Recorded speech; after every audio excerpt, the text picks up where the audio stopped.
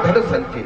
अगर पुत्र जो है कुपुत्र है, कपूत है, कपूत होने का मतलब क्या है कि जुआ खेलता है, चोरी भी करता है, मांस भी खाता है, शराब भी पीता है, पैसा गमन भी करता है, जितने भी खोटे काम है ये सभी कर्मों को करता है और पिता की आज्ञा नहीं मानता है, न मां बाप की सेवा करता है।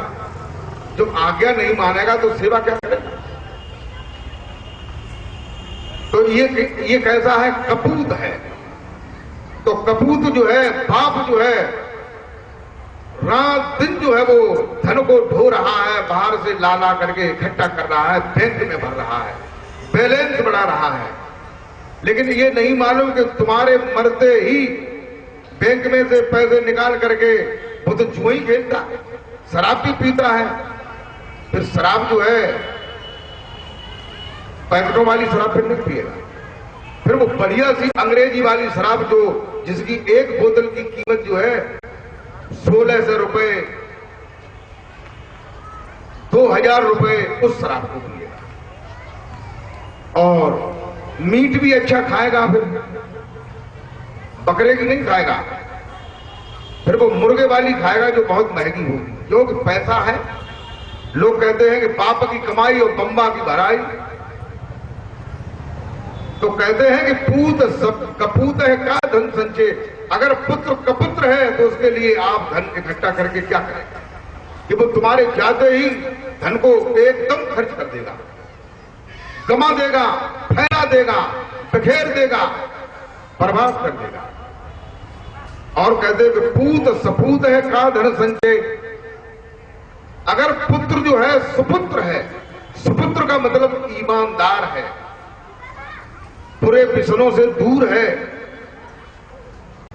और माता पिता की आज्ञा मानता है, छोटे भाई को छोटा भाई समझता है, बड़े भाई को बड़ा भाई समझता है, बड़े बूढ़ों का आदर करता है, धन जो है कमाता है वो ईमानदारी से धन कमाता है।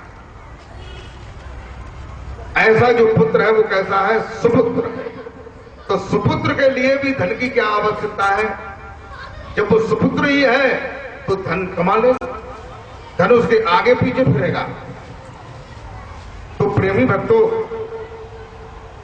लेकिन ये सारी बातें जानने के बाद भी ज्ञानी से ज्ञानी आदमी भी अपने पुत्रों की परवरिश के लिए, उनकी व्यवस्था के लिए बैलेंस, जमीन, जगह, प्लाट, मकान, दुकान, ये सारी चीजें बनाता है, एक्स्ट्रा में बनाता है। तो वो जो सज्जन थे उन्होंने मंदिर बनाया और मंदिर बना करके उन्होंने क्या काम किया?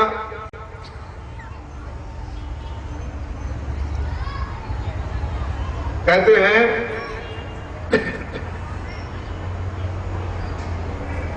चैत की नवमी को, चैत के महीने में नवमी को रात्रि के 3 बजे मंदिर के गुम्बद के ऊपरी सिरे पर सोने से भरे हुए सिक्कों के 8 कलश जो है वो रख दिए। हमारी बात समझ में आ रही है? यानी चैत की नवमी को रात्रि के 2 बजे सोने के सिक्कों से भरे हुए 8 कलश मंदिर के गुम्बद के ऊपरी हिस्से में रख दिए हैं। बेटा, जब आवश्यकता हो तब उसे निकाल लेना। ये अपनी डायरी में लिख दिया और वो रख दिए। कुछ समय बाद क्या हुआ कि वो उनके पिताजी जो है वो खत्म हो गए। जब पिताजी खत्म हो गए तो पिताजी की जो भी समिधा है, सामग्री है, जो भी संतनत है, वो सब पुत्रों की हो गई। चारों पुत्र जो थे उनमें से कोई पुत्र जोहारी था, कोई कैसा था, अलग अलग विचारों के थे। एक के हाथ में डायरी पड़ गई, बड़े लड़के के हाथ में डायरी पड़ गई। डायरी में उन्होंने देखा कि चैत की नवमी को रात्र के 2 बजे मंदिर के गुम्बद में ऊपरी भाग में सोने के सिक्कों से भरे हुए 8 कलश रखे। बेटा आवश्यकता पड़े तब इसे निकालते। तो क्या हुआ, अब वे इंतजार करने लगे। जब चैत्र की नवमी आई और रात्रि का 2 बजे का जब समय हुआ तो चारों भाई सलाह मशवरा किया और हथौड़े, छेनी और घन ले आए। मंदिर में से मूर्तियां निकाल करके बाहर रख दी। सोचा कि ऊपर से टूटेगा तो नीचे मलबा गिरेगा। तो क्या हुआ कि जब 2 बजे नसैनी लगा ली, चारों तरफ से सीढ़ियां लगा ली और सीढ़ी लगा करके मंदिर के गुम्बद में ऊपर फटाक से जो है 2 घन दिए, मंदिर चिटक गया। और 2 उधर से दिए और चिटक गया। 2 और इधर से दिए, फिर छेनी का प्रयोग किया, हथौड़े का प्रयोग किया। उतना जो है मंदिर के गुम्बद का ऊपरी हिस्सा जो है टूट करके ध्वस्त हो गया, गिर गया। उन्होंने एक एक टुकड़ा जो है कर दिया। प्रेमी भक्तों,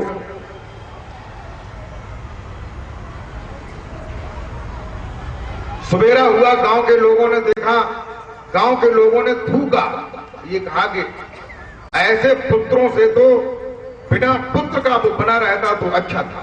कितना धार्मिक आदमी था, कितना सज्जन था, जिसने भगवान का मंदिर बनवाया। और इन हरामजादों ने उस मंदिर को तोड़ करके ध्वस्त कर दिया। उनसे पूछा, क्यों बे, तुमने ये क्या किया? उन्होंने कहा, अब मैं क्या बताऊं। पिताजी डायरी में लिख गए थे कि मंदिर के गुम्बद के ऊपरी हिस्से पर चैत्र की नवमी को 2 बजे 8 सोने के सिक्कों से भरे हुए कलश रखे हैं। बेटा आवश्यकता हो तब निकाल लेना। 2 मैंने निकाले थे लेकिन नहीं निकले। पता नहीं उन्होंने झूठ लिख दिया या किसी और ने लिख दिया, क्या।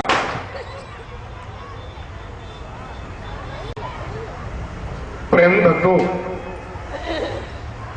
सारे गांव के लोगों ने और पड़ोस के गांव के लोगों ने उनको बड़ा बुरा कहा, बहुत खराब कहा। उनके पिताजी के जो मित्र थे,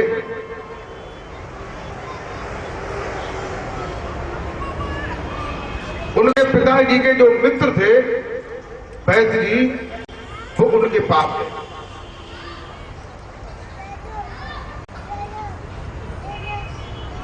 और वो भी उन्हें पहले घूमने आए थे और ये कह रहे थे कि बेटा किसी चीज की आवश्यकता पड़े, मैं तुम्हारे पिता का मित्र हूं, हमें बताना कोई संकट पड़े। तो उन्होंने जाकर के बताया कि अब जो है आप हमारे पिता तुल्य हैं, पिता के मित्र हैं, सखा हैं, दोस्त हैं, तो हम आपको पिता के समान मानते हैं। सारे गांव के लोग मुझे बुरा भला कहते हैं। तो उन्होंने भी कहा कि तुमने किया तो बड़ा बुरा, मंदिर को तोड़ दिया। उन्होंने कहा तुमने मंदिर को क्यों तोड़ा? तो उन्होंने डायरी में लिखा हुआ दिखाया कि चैत्र की नवमी को रात्रि के 2 बजे मंदिर के गुम्बद के ऊपरी हिस्से पर सोने के सिक्कों से भरे हुए 8 कलश रखे हैं। उन्होंने कहा बेटा तुमने ये समझ नहीं पाया, कैसे ये पीछे पटाखे लड़के चला रहे हैं, कोई समझदार आदमी जाकर के उनको, ये अच्छी बात नहीं है। प्रेमी भक्तों,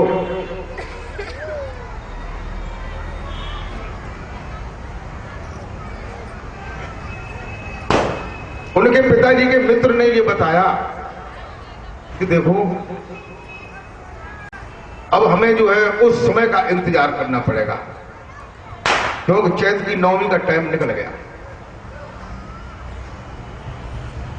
तो उन्होंने कहा ठीक है। तो उन्होंने कहा कि आप हमारे पिता तुल्य हैं, अब घर में जो है खाने को नहीं है। उन्होंने कहा खेत है, कमाओ, खेत में फसल उगेगी और निठल्ले ही तुम खाना चाहते हो, कुछ करो तो अब क्या की दृष्टि में 8 सोने के सिक्कों से भरे हुए कलश आ जाए तो अब वो काम करेगा? कोई नहीं करेगा। लेकिन थकी आ जाए पूरी। प्रेमी भक्तों, तो उन्होंने कहा चलो खैर कोई बात नहीं, तुम हमारे मित्र के पुत्र हो, तुम्हें आवश्यकता पड़े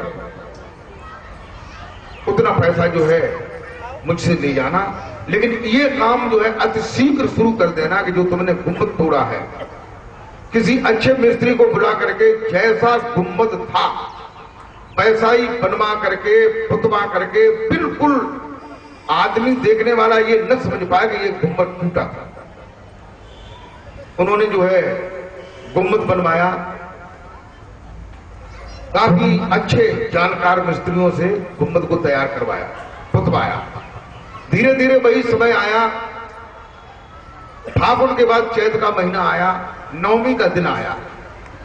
उनके मित्र जो थे उनके घर आ गए, रात्रि में वही भोजन किया और उन्होंने कहा बेटा हमें 12 बजे ही जगा दे, अगर मैं सो जाऊं तो।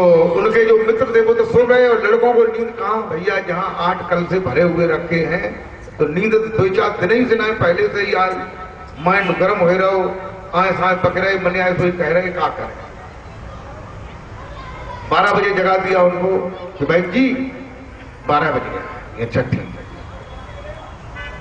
तुमने फावड़े आवड़े तैयार कर लिए? फावड़े के? हाँ। जब फावड़ों की जरूरत पड़ेगी कि हाँ फावड़ों,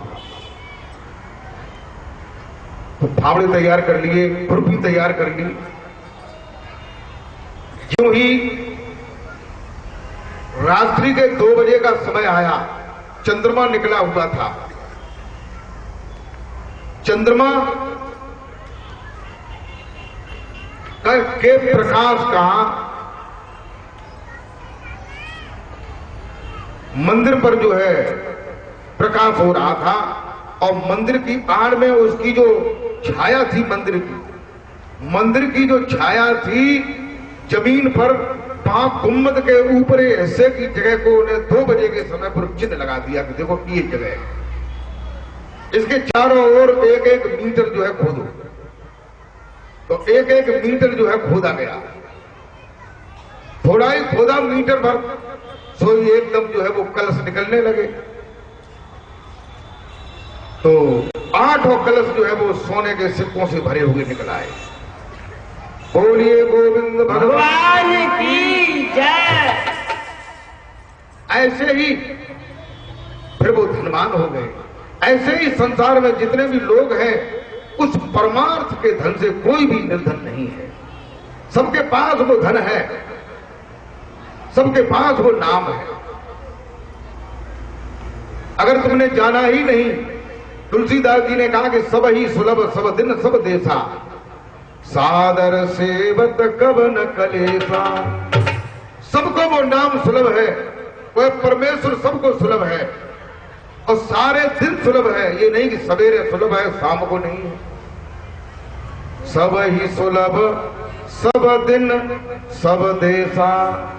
अब आप लोग विचार करिए कि वो कौन सा नाम है जो नाम सबके अंदर में सबको प्राप्त है, सबको सुलभ है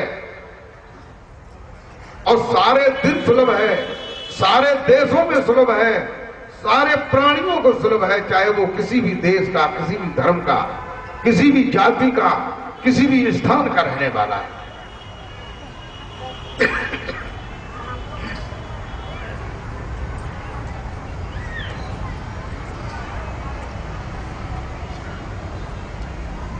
प्रेमी भक्तों,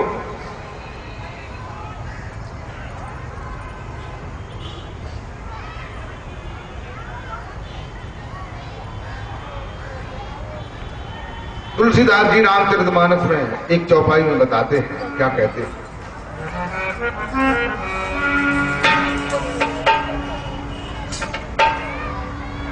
कि नाम रूप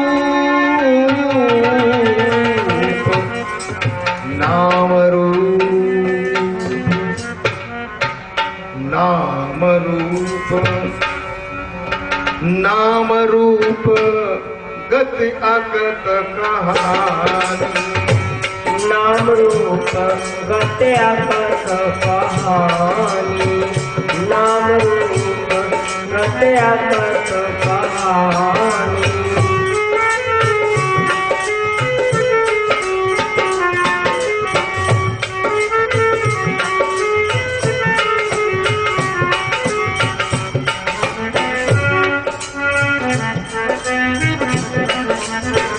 नाम रूप गति अगत कहानी।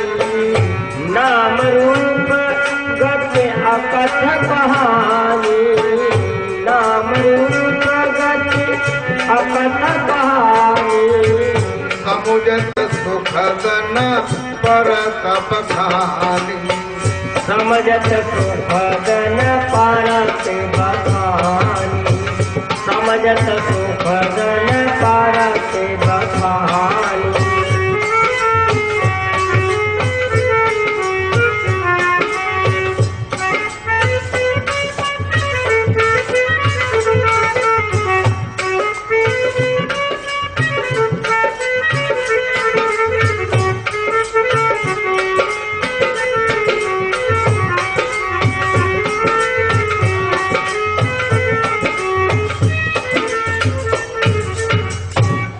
गोस्वामी तुलसीदास जी कहते हैं कि नाम रूप गति अगत कहानी। जो उस ईश्वर का नाम है, उस प्रभु का नाम है, वो कैसा है? अकथ। और अकथ किसे कहते हैं? कथ माने कहना, और आ जो है उपसर्ग लगा हुआ है, आ माने नहीं। कथ कहते हैं कहना, कथ, और कहते हैं अकथ, यानी जो कहने में नहीं आता है। देखो तुलसीदास जी ने नाम को समझाने के लिए उन्होंने बताया कि नाम रूप गत अकत कहानी।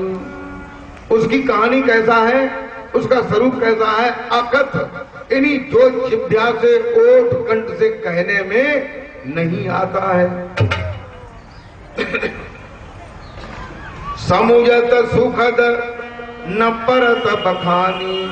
अगर उसे समझा जाए संत और सदगुरुओं के द्वारा तो सुख उत्पन्न होता है, आनंद उत्पन्न होता है।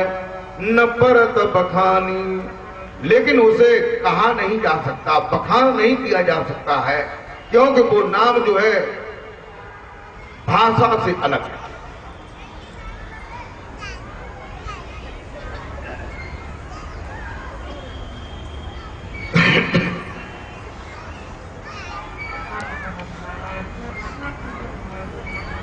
और कहते हैं कि नाम ले, नाम लेत, अरे नाम लेत, नाम लेत भव सिंधु सुखाई। नाम लेत भव सिंधु सुखाई। नाम लेत भव सिंधु सुखाई।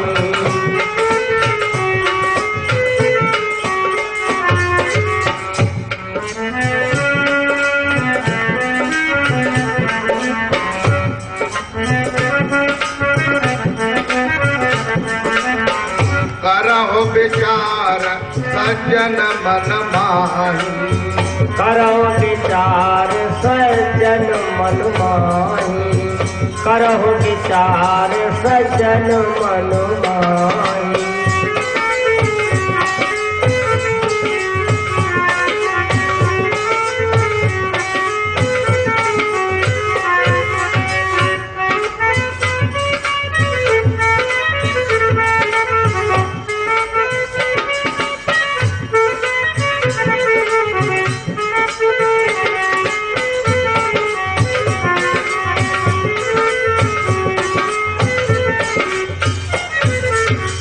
तुलसीदास जी रामचरितमानस में कहते हैं कि नाम लेत भव सिंधु सुखाही।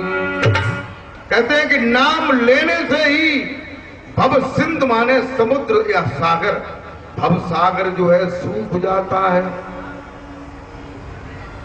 बोल जयकारा बोल मेरे श्री गुरु महाराज की जय। अब ये लोग ये सोचते होंगे कि भव सागर जो है जैसे हिंद महासागर, प्रशांत महासागर, आर्कटिका महासागर, लाल सागर, काला सागर, कैस्पियन सागर, पीला सागर, हरा सागर, ऐसे बहुत से सागर हैं। ऐसे ये भव सागर भी कहीं होगा। लोगों, ये भव सागर जो है कहीं जमीन पर खुदा हुआ कोई बड़ा सा गड्ढा नहीं है, और उसमें जैसा ये पानी भरा हुआ है ऐसा पानी नहीं है। भव कहते हैं संसार को। भव किसे कहते हैं? भव माने संसार। और एक भव का अर्थ है दूसरा भव का अर्थ है भव माने दुख। भव माने दुख और भव माने संसार, क्योंकि संसार जो है एक दुख रूप है। संसार में हर आदमी किसी न किसी बात से दुखी है। किसी के लड़का नहीं है तो वो इसलिए दुखी है कि लड़का नहीं, और किसी के लड़का है तो लड़का चांद में मारता है रोज सवेरे उठ करके, वो इसलिए दुखी है।